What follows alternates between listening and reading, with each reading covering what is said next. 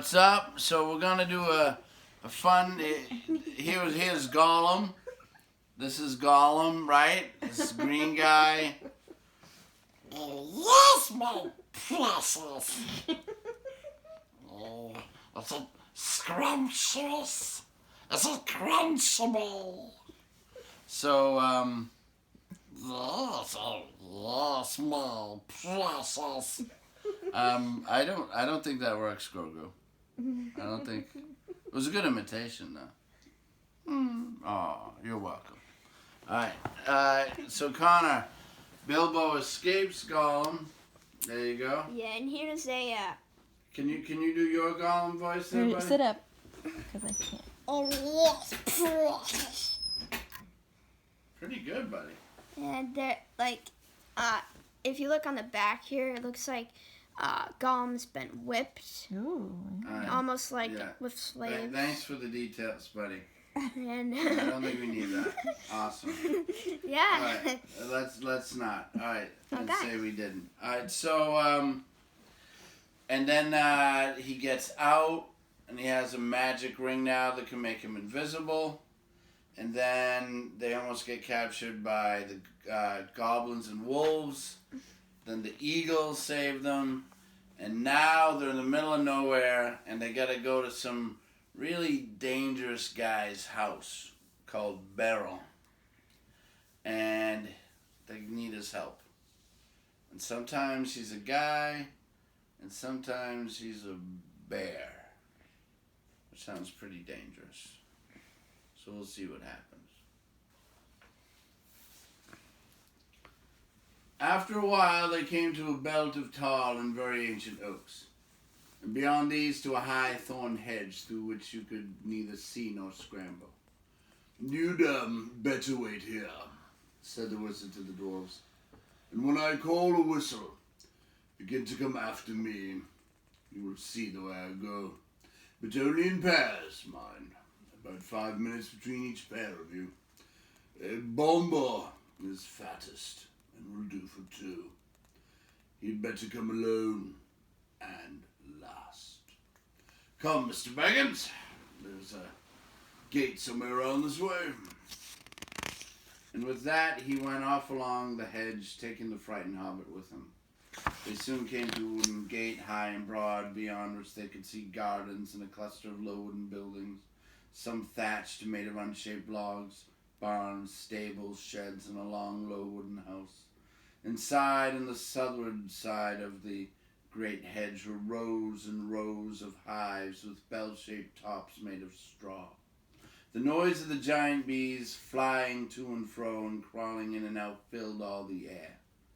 The wizard and the hobbit pushed open the heavy creaking gate and went down a wide track towards the house. Some horses, very sleek and well-groomed, trotted across the grass and looked at them intently with very intelligent faces. And then off they galloped to the buildings. "They've gone to tell him of the arrival of strangers," said Gandalf. Soon they reached the courtyard, 3 walls of which were formed by the wooden house and its 2 long wings. In the middle there was lying a great oak trunk with many lopped branches beside it. Standing near was a huge man with a thick black beard and hair and great bare arms and legs with knotted muscles. He was clothed in a tunic of wool down to his knees, and was leaning on a large axe. The horses were standing by him with their noses at his shoulder. "Ah, here they are," he said to the horses. "They don't look dangerous. You can be off." He laughed a great rolling laugh and put down his axe and came forward. "Who are you, and what do you want?" he asked gruffly, standing in front of them and towering tall above Gandalf. As for Bilbo, he could easily have trotted through his legs without ducking his head to miss the fringe of the man's brown tunic. "I am Gandalf," said the wizard. "Never heard of him," growled the man. "What's this, little fellow?" he said, stooping down to frown at the hobbit with his bushy black eyebrows. That is Mr. Baggins, a hobbit of good family and unimpeachable reputation, said Gandalf. Bilbo bowed. He had no hat to take off and was painfully conscious of his many missing buttons. I am a wizard, continued Gandalf. I have heard of you, if you have not heard of me, but perhaps you've heard of my good cousin Radagast, who lives near the southern borders of Mirkwood. Yes, not a bad fellow as wizards go, I believe. I used to see him now and again, said Baron. Well now, I know who you are, or who you say you are. What do you want? To tell the truth, we've lost our luggage and nearly lost our way, and are in rather need of help, or at least of advice. I may say we've had a rather bad time with goblins in the mountains. Goblins? He said the big man less gruffly. Oh, so you've been having trouble with them, have you? What did you go near them for? We did not mean to. They surprised us at night in a pass which we had to cross. We were coming out of the lands over the west into these countries. It is a long tale. Then you'd better come inside. Tell me some of it, if it won't take all day, said the man, leading the way through a dark door that opened out of the courtyard into the house. Following him, they found themselves in a wide hall with a fireplace in the middle. Though it was summer, there was a wood fire burning and the smoke was rising to the blackened rafters in search of a way out through an opening in the roof. They passed through this dim hall, lit only by the fire in the hole above it, and came through another smaller door into a sort of veranda, propped on wooden posts made of single tree trunks. It faced south and was still warm and filled with the light of the westering sun, which slanted into it, and fell golden on the garden full of flowers that came right up to the steps. Here they sat on wooden benches, while Gandalf began his tale, and Bilbo swung his dangling legs and looked at the flowers in the garden, wondering what their names could be, as he had never seen half of them before. I was coming over the mountains with a friend or two, said the wizard. Or two? I can only say one, and a little one at that, said Baron.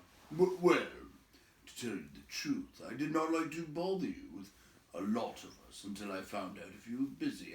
I will give a call, if I may. Go on, call away. So Gandalf gave a long, shrill whistle.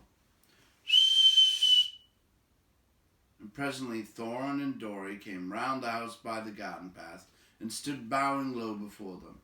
Ha ha! 1 or 3, you may I say, said Baron. But these aren't hobbits. They are dwarves. Sword in oak and shield at your service.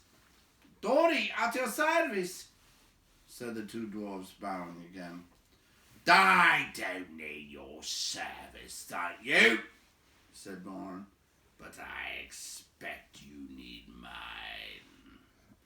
I am not over fond of dwarves, but if it is true you are Thorin, son of Thrain, son of Thor, I believe, and that your companion is respectable, and that you are enemies of goblins, and are not up to any mischief in my lands. So, what are you up to, by the way? They are on their way to visit the land of their fathers, away east beyond Mirkwood, put in Gandalf. And it is entirely an accident that we are in your lands at all. We were crossing by the high pass, that should have brought us out to the road that lies to the south of your country, when we were attacked by the evil goblins, as I was about to tell you. Go on telling then, said Baron, who was never very polite.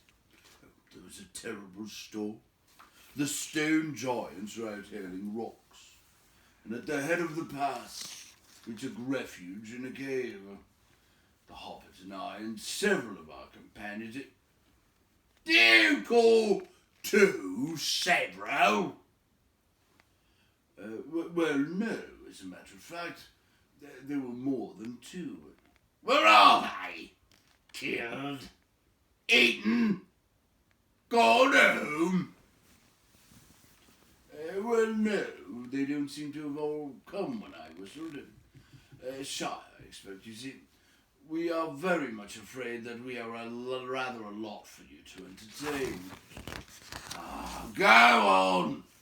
Whistle again. I'm in for a party, it seems. And one or two more won't make much difference, growled Baron.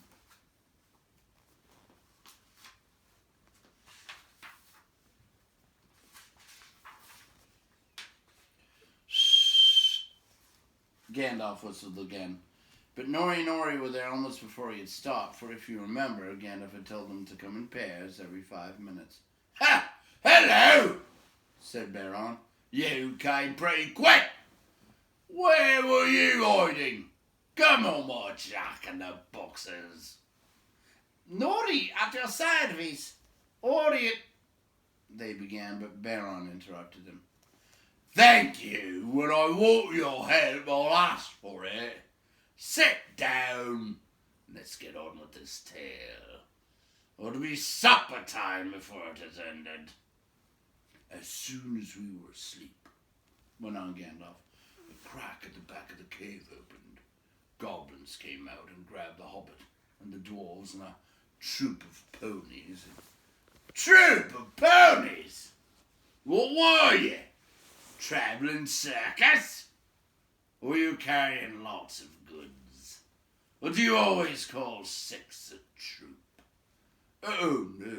As a matter of fact, there were more than 6 ponies. There were more than 6 of us. And here are 2 more. Just that moment, Balin and Dwalin appeared and bowed so low that their beards swept the floor. The big man was frowning at first, but they did their best to be frightfully polite, and kept on nodding and bending and bowing and waving their hoods before their knees in proper dwarf fashion, till he stopped frowning and burst into a chuckling laugh. They looked so comical. A troop was right, he said. A fine comic one. Come in, my merry men. And what are your names? I don't want your service just now. Only your names. Then sit down and stop wagging. Balin and Dwalin, they said, not daring to be offended, and sat flop on the floor looking rather surprised. Now, go on again, said Baron to the wizard. Where was I? Oh, yes. I was not grabbed. I killed a goblin or 2 with a flash. Good, growled Baron. It's some good being a wizard, then. And slipped inside the crack before it closed. I followed down into the main hall, which was crowded with 30 goblins. The great goblin was there with 30 or 40 armed guards. I thought to myself, even if they were not all chained together, what can a dozen do against so many? A dozen? That's the first time I've heard 8 called a dozen. Or you still got some more jacks that haven't come out of their boxes? Well, yes. There seem to be a couple more here now. Feely and Keely, I believe, said Gandalf as these 2 now appeared and stood smiling and bowing. That's enough, said Baron. Sit down and be quiet. Now, go on, Gandalf. So Gandalf went on with the tale, until he came to the fight in the dark, its discovery of the lower gate, and the horror when they found that Mr. Baggins had been mislaid. We counted ourselves and found that there was no hobbit. There were only 14 that was left. 14? That's the first time I've heard 1 from 10 leave 14. You mean 9, or else you haven't told me yet all the names of your party. Well, of course you haven't seen Odin and Glowing yet, and bless me, here they are. I hope you forgive them for bothering you. Let them all come. Hurry up. Come along, you two, and sit down. But look out, Gandalf. Even now, we've only got yourself and 10 dwarves and a hobbit that was lost. That only makes 11 plus 1 mislaid. Not 14. Unless wizards count differently to other people. But now, please get on with the tale. Baron did not show it more than he could help, but really he had begun to get very interested. You see, in the old days he had known the very part of the mountains that Gandalf was describing. He nodded and growled when he heard of the hobbits' reappearance and of their scramble down the stone slide, and of the wolf ring in the woods. When Gandalf came to their climbing into trees with the wolves all underneath, he got up and strode about and muttered, I wish I had been there. I would have given them more than fireworks. Well, said Gandalf, very glad to see that his tale was making a good impression. I did the best I could. There we were, with wolves going mad underneath us, and the forest beginning to blaze in places when the goblins came down from the hills and discovered us. They yelled with delight and sang songs, making fun of us. 15 birds and 5 fir trees. Good heavens! Growled Baron. Don't pretend that goblins can't count. They came. 12 isn't 15, and they knew it. Oh, and so do I. There were Biffer and Boffer as well. I haven't ventured to introduce them before, but here they are. In came Biffer and Bomber. And me! Oh, gasped Bomber, puffing up behind. He was fat, and also angry at being left to last. He refused to wait 5 minutes and followed immediately after the other two. Well, now there are 15 of you, and since goblins can count, I suppose that is all there were up the trees. Now, perhaps, we can finish this story without any more interruptions. Mr. Baggins saw then how clever Gandalf had been. The interruptions had really made Baron more interested in the story. And the story had kept him from sending the dwarves off at once like suspicious beggars. He never invited people into his house if he could help it, and he had very few friends, and they lived a good way away. And he never invited more than a couple of these to his house at a time. Now he had got 15 strangers sitting in his porch. By the time the wizard had finished his tale and had told of the eagle's rescue and how they had all been brought to the Carrock, the sun had fallen behind the peaks of the misty mountains, and the shadows were long in Baron's garden. A very good tale, said he. The best I've heard for a long while. If all beggars could tell such a good one, they might find me kinder. You may be making it all up, of course, but you deserve a supper for the story all the same. Let's have something to eat. Yes, please, they all said together. Thank you very much. So Now you can see that kind of summarized the story a little bit too, which is kind of cool for this chapter. And Connor, was there anything familiar about how the wizard kept inviting two at a time? Is there any other place in the story where this happened? It seemed like at the very beginning of the story when Bilbo didn't want any company. He was like really annoyed by it, and I think Gandalf did the same thing, and he'd know that he'd keep going on and like. Right. If he showed up with all 15, and Bilbo wouldn't let him in. Yeah. So you're right, Connor. It's the same kind of setup, and Gandalf kind of tricked Bilbo with it, and now he's tricking Baron with it. All right, so we'll finish this up. This is the last Wednesday before vacation. Then we'll finish up the chapter. Is it 7?